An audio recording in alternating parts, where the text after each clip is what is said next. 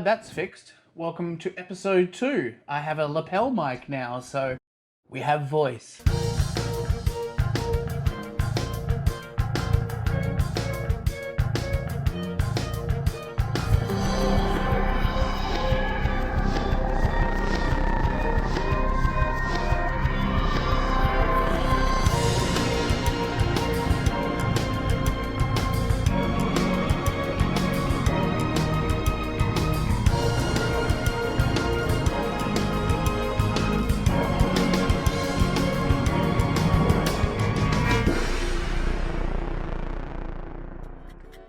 Now, before I get started on box number 2 of the collection, I want to show you some of the pickups. In every second episode, I'm going to show you some pickups. In every other episode, we'll do some hardware stuff, okay?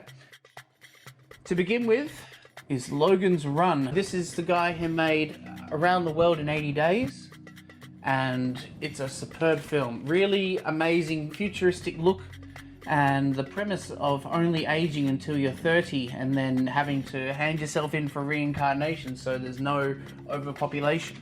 Quite cool. Very cool film. Here's another great film, Out of Africa, with Robert Redford and Meryl Streep, directed by Sidney Pollack, and it's pan and scan, but it's digital sound. It's very long, beautifully shot. Sadly, I've only watched it in pan and scan, but I'm sure the widescreen would be amazing too, especially during the scenes when they go on safari. So yeah, just is definitely worth checking out. Next up, we have Three Men and a Little Lady. I got this for my partner and the kids. I've got a few movies in my collection that keep it family friendly, so they can look through the collection and not be scared off by constant odd movie. Speaking of which, here's another one for them as well. Curly Sue. It's a John Hughes film. One of his later ones. I'm not a huge fan of James Belushi myself, but it's still okay movie, I guess. It's sweet. Speaking of John Hughes, we have Baby's Day Out. This is the Japanese pressing. It's widescreen and digital sound. It's a great pressing. It's really good quality. The movie's fun. It has a few moments where you can laugh out loud too. Next up, we have Street Fighter. This is Jean-Claude Van Damme and Ralph Julia, and this was his last movie he made because he was suffering from cancer at the time and he wanted to make a movie that would impress his kids. It was definitely a good choice. He put all of his energy into it. You can tell when you watch the movie. He's a lot of fun to watch, just like he is in the Addams Family, I guess. This has an alternate ending. I really wanted to get Street Fighter in my collection. Next up, we have a Stephen King film. I chose this one because it's actually directed by Stephen King as well. It's called Maximum Overdrive. I think it's pan and scan. It's definitely only got analog sound. Emilio Estevez, and over the top is what they went for, and they definitely achieved it. It's a great film. This one's a goodie. Arrival, AC3 widescreen with Charlie Sheen. Great storyline, and it keeps on moving all the way through, so that keeps it very entertaining and becomes a definite keeper in my collection. Next up, we have Serial Mum. I already had the pan and scan version of this, but I've upgraded now to widescreen, so I'm glad to have that.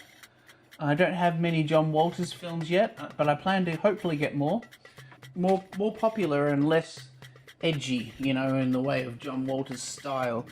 When you want to talk about edgy, this one was pretty good. Wild at Heart, with Nick Cage and Laura Dern.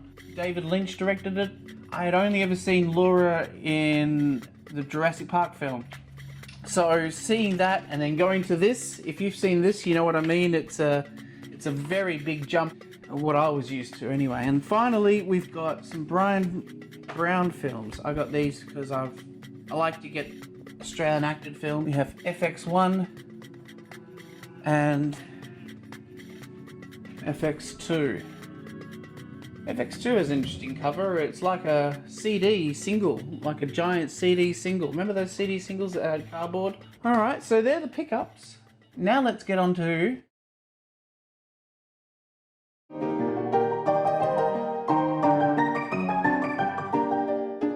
we've got a lot of movies to get through, so here we go. Okay, first off the barrel, off the rank, for the big hit. This is a Mark Wahlberg film. It's not that great, but I like to have a few late release titles in my collection. This came out in 1998, AC3 widescreen. It's not a bad film. It's not great. This is great. Big Lebowski. Jeff Daniels? Not Jeff Daniels, Jeff Bridges. John Goodman was fantastic in this film. He stole the show. Also, we have Julianne Moore, Steve Buscemi, you know, the rest, John Turturro, and one of my favorites, so I have to have it on Laserdisc. So glad to have this on Laserdisc, you know. It's a late release as well, so it's even better to have. Next up, speaking of great movies to have, this one I used to have on VHS as a kid. Grew up, it's my favorite John Carpenter film. Big Trouble in Little China. Is it widescreen? I can't remember. I don't think it is. Next up, we have Bill and Ted's Bogus Journey. This is also pan and scan, but it is digital sound. It's a fun movie, although I like the first one a lot more. This was very adventurous with the storyline, especially when, you know, going to hell and then going to heaven. And Billy Madison, which is, I believe, Adam Sandler's, oh no, this wasn't his first movie, but it was his first one of his comedies. Digital sound, widescreen, and a lot of silliness. Also, it has Chris Farley in it. That's another reason why I got it. Mike Nichols' The Birdcage with Robin Williams and Nathan Lane. Nathan Lane absolutely steals the show in this movie. He is so funny. Gene Hackman's pretty good. Hank Azaria is really funny in it too. The Birdcage.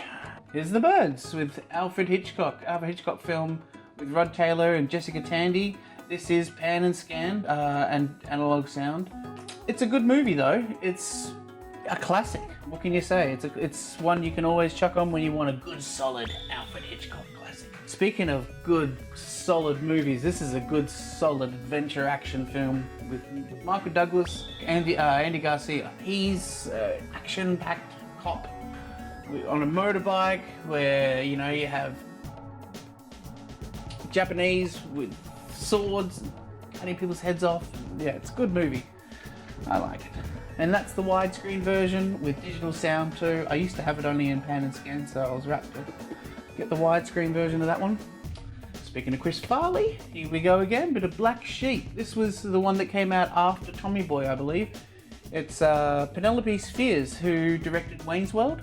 It was the lesser of the two, but I still liked it. I really love how they sneak into the caravan to watch Bruce Lee Laserdisc. We've got two copies of this movie, but each version is different. We've got the Blade Runner director's cut, that's widescreen and digital sound as well, which is good. And then we have the Criterion version of Blade Runner, which is the normal version of it. Also widescreen, of course, because it's Criterion, you know, and that's what they do. Supplemental material.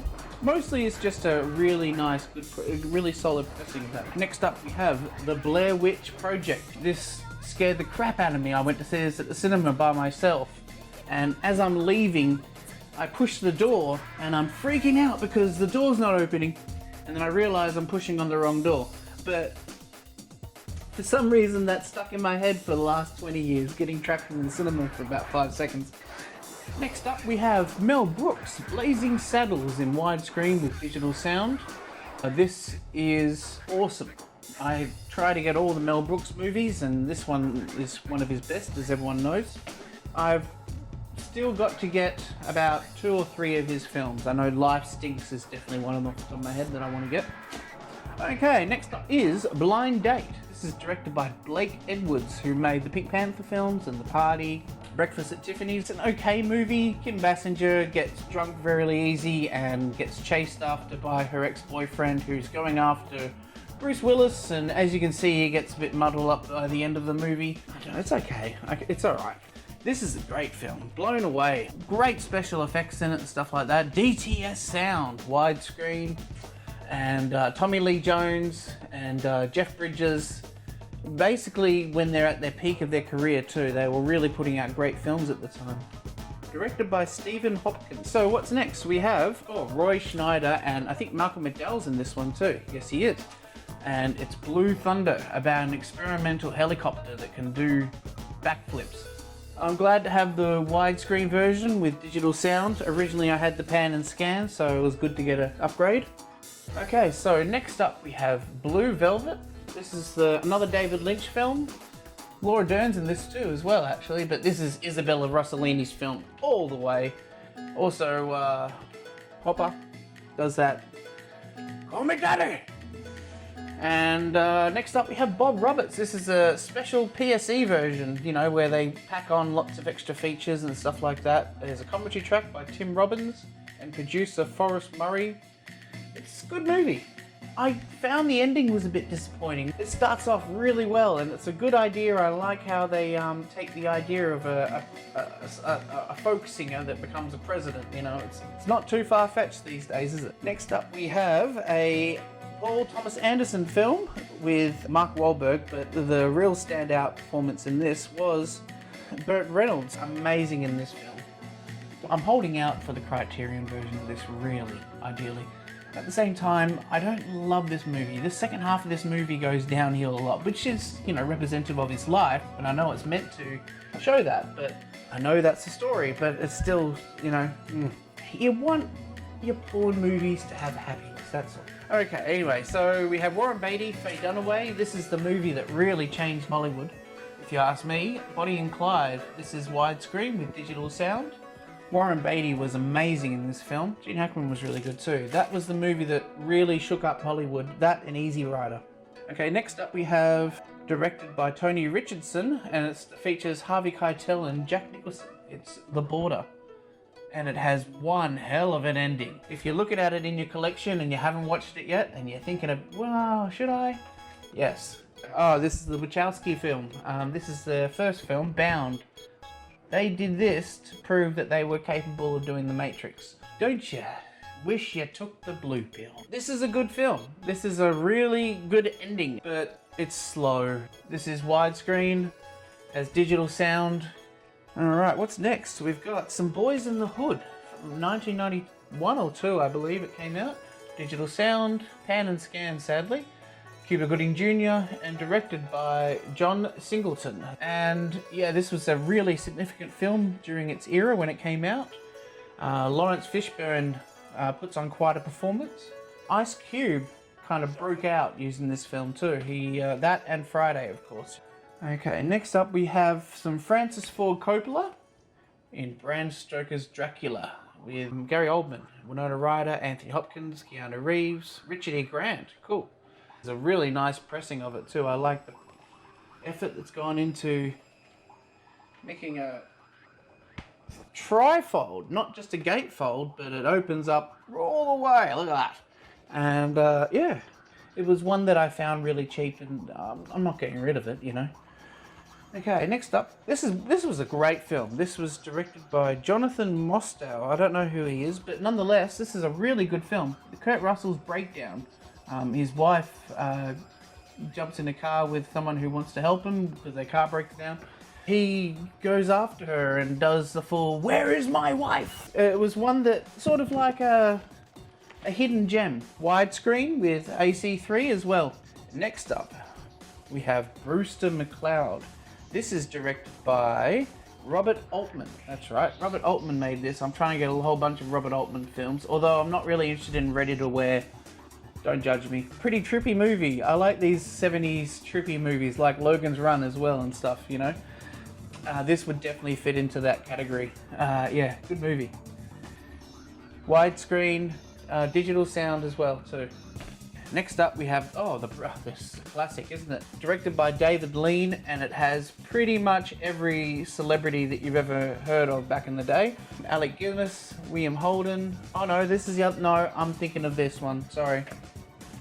I was thinking of Bridge Too Far. That's the one that has, yeah, here we go. James Caan, Michael Caine, Sean Connery, Elliot Gould, Gene Hackman, Anthony Hopkins, Laurence Olivier, Ryan O'Neal, Robert Redford. Yeah, this is a great film, this one. Bridge Too Far. Keeps the action packed. It's not all talking like a lot of war movies can be. But yeah, this one's really great. Alex Guinness puts on one fantastic performance, and the whole bit where he's sitting in the hot box and stuff like that, you're right there with him, you know? Beautifully restored, widescreen, digital sound. Yeah. Alright, next up we have something a bit newer. Broken Arrow. This is widescreen, THX, AC3. John Travolta and Christian Slater. A very turn off your brain Sunday afternoon popcorn flick with explosions and John Travolta, and I'll give it this. The pace of the movie is non-stop. There's never a moment in the movie where you can say, oh, that's a lull. Next up we have, some more Warren Beatty. This is the movie that he met Annette Bening in, and it's called Bubsy. It's directed by Barry Levinson, so good, great director. This is a really good movie. There are scenes in this film that are very violent, that you can see that he's trying to hone in on the whole Goodfellas vibe and stuff like that. Nonetheless, it's a good watch. It's really well acted, and Annette Bening is gorgeous, Okay, next up we have Bullets Over Broadway. This is a Woody Allen film, I believe. Yes, directed and written by Woody Allen. Bullets Over Broadway. This is John Cusack and Diane Wiest and John Cusack movies are always guaranteed pickups. Anytime I see Diane Wiest, even in a movie that is, hang on, there's an exception to that rule, Cops and Robinson. This has come from my new interest in the old films. I originally watched a movie called When the Lion Roars. It's a story of MGMs and the musicals and stuff like that came out during that era. That started off my interest in old films and old musicals. Next thing you know, I've been buying up all these classic musicals and classic great dancing films, classic comedies, and some of the most beautiful films with the most amazing talent on screen and charisma. Every single person has just oozing charisma. Anyway, this is a Bubsy Berkeley disc. This shows off all of his, pretty patterns, of things spinning around and going up and down and all that kind of stuff as he does. He started off his career doing marching drills and stuff like that. That's where he got his eye for doing trippy stuff. So here's the center, and I won't say it's widescreen and stuff like that, because all the shots are from different movies and you don't get picky with that kind of stuff. You're just glad to actually see it. Okay, so what's next? We have again, family film. This is one that for when the kids grow up a bit more and they want to watch a stupid movie, they've got that there. Widescreen, digital sound. Okay, this is a good comedy actually. The Cable Guy. When this came out, I wasn't a big fan of it. I guess because I was so used to the style of Jim Carrey films that came before it, like Dumb and Dumber and The Mask, Ace Ventura and Ace Ventura 2 and stuff like that. And then this came along and we're like, what the heck? This is nothing like what we're used to. And this really broke the mold for him. This showed us that he can do something very different, and we weren't sure if we liked it or not back then. Well, I wasn't anyway. But growing up with it, I'm very glad we've got this movie. There are some great quotable lines in this film. It's a Ben Stiller movie, which is really cool. What have we got next? We've got Chevy Chase, Rodney Dangerfield, and Bill Murray. This is directed by Howard Ramis. It was written by Doug Kenny. Yeah, it was too. Yeah, this is Doug Kenny's last film he made before he passed away, sadly. Caddyshack. Pan and scan, analog sound. It's not really a great presentation of the movie, but I just love Caddyshack, so I wanted it in the collection. Caligula. Malcolm McDowell, Peter O'Toole. It's out there. If you haven't seen this movie, then go check out a guy called The Cinema Snob. He did a great review of this film that really shows you everything you need to know about it and nothing more, thank goodness. Cape Fear. This is the widescreen letterbox version with digital sound. Nick Nolte and De Niro. De Niro puts on one hell of a performance here. This is obviously the Scorsese film. Doesn't open up, sadly. Alright, next up we have, this is a Pioneer Special Edition. So it's widescreen and AC3. Capricorn 1, that's right, Capricorn 1. And this has, what's his name, O.J. Simpson's in it, James Brolin and Sam Waterston, and it's directed by Peter Hames. This is the movie that kicked off all the moon landing conspiracy theories, or added to it, definitely popularized it. This is a really nice version. The picture quality is fantastic. I've watched it only a couple of times on Laserdisc, but yeah, it's a good film. Really good film. And Pioneer Special Edition's always nice. They're just as good, if you ask me, as the Criterions in most ways. Yeah, nice presentation. They put an effort into the cuts and the splits. Alright, next up we have another DTS disc. We've got, Brian De Palma film, Carlito's Way with Al Pacino. I'm a big fan of one called Raising Cain and Blowout. They have some, I just like De Palma films in general, but yeah. Okay, next up we have Carpool. This isn't really that funny. There's some moments in it. Believe it or not, Tom Arnold's actually not that bad in this movie. Too much Tom Arnold's a bad thing. Everyone can agree with me on that, right? This balances it pretty well with David Paymer from City Slickers. Fun little silly movie, and one that the kids can watch. By the way, I do have a kids section for the record. If you're noticing there's a lack of kids movies in here, and the only ones that are silly comedies, is because I'm trying to split the silly comedies away from the kids.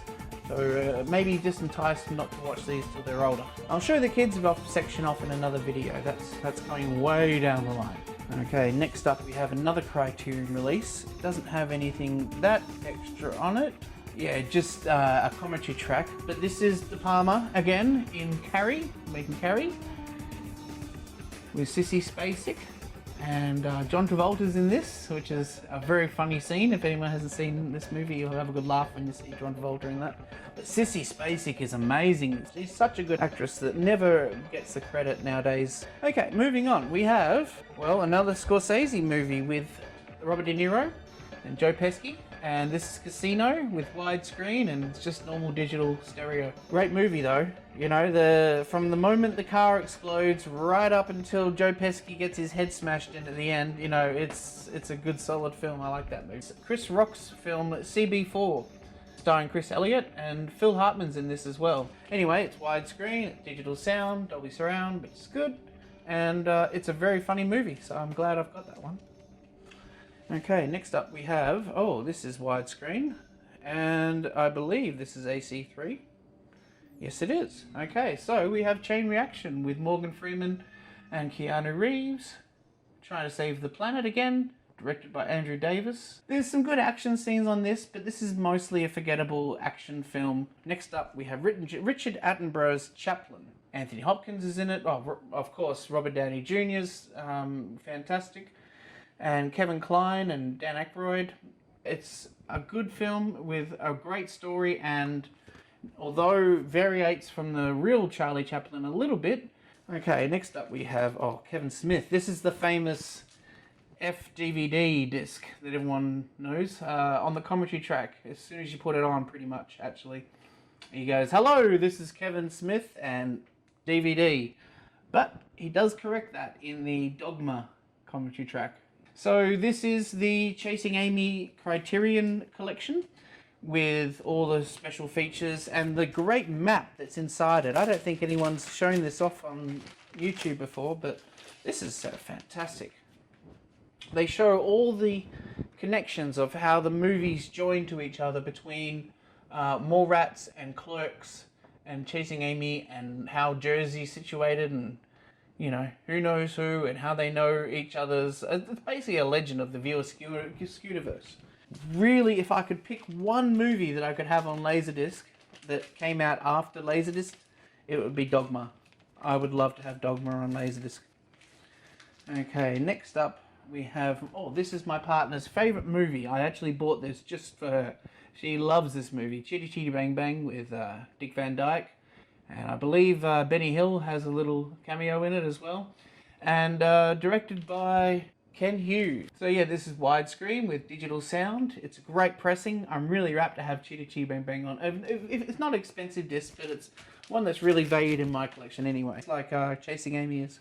Okay, next up we have Christine. This is just pan and scan with analog sound. This is a John Carpenter film.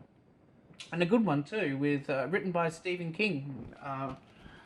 Kevin Bacon was originally going to play the main character Arnie, but pulled out and did Footloose. Alright, next up we have City Slickers 1, which is pan and scan with digital sound. And City Slickers 2, which is widescreen with digital sound. I wasn't a fan of the second one so much, but I love the first City Slickers film. It's a beautiful movie. It's really sweet, nice script. Alright, got a couple more and then we're done. This one is a civil action with John Travolta. Also has John Lithgow in it and William H. Macy. Directed by Steven Zalian. This is widescreen with AC3. And it's an okay movie. It's one that you can chuck on again and again because it's very forgettable and you can watch it with fresh eyes every time. Alright, lucky last, we have Clean Slate. This is one of the first discs I ever bought. I bought this in a bundle with a bunch of other discs that had Glory in there as well. You know, the Civil War movie. This is Dana Carvey's film with James L. Jones is in this and Kevin Pollak, who I quite enjoy. He's fun in a lot of movies. Yeah, this is letterboxed and digital sound, and it's not that great. The idea is he has amnesia every morning. It's a bit like that 50 First Dates kind of movie, you know. So every day he has to listen to a tape in his hand that says "play me," you know, so he can remember who he is and stuff like that. And at the same time, he has to solve a case. So it was just a mess, you know. Nonetheless, it's keepable, you know. It's all right to be keepable. So that's the end of box 2. Come back for the next video, which will be box 3, and we'll do some Laserdisc hardware as well. I'm going to go and visit my friend Greg over at Laserdisc Wonderland. And we'll have a little look around there, and this time I brought a tripod so the camera won't be so shaky next time. Alright, so we'll see you then. Thanks for watching. Please subscribe.